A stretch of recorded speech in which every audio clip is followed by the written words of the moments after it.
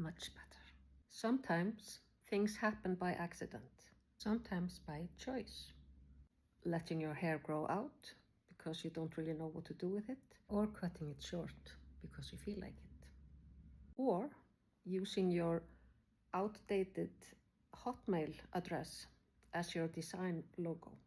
But as they say, the only constant in the world is change. The name Gekadóttir is simply chosen by exclusion as my Hotmail address many years ago. And then when I joined Ravelry, I just used my email handle as my profile. And then accidentally I began designing. So accidentally, this email handle became my brand. Kaldá is my town's water reservoir.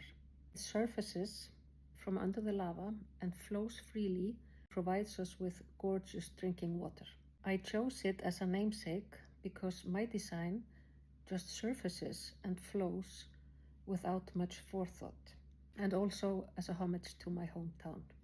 Hope you like it.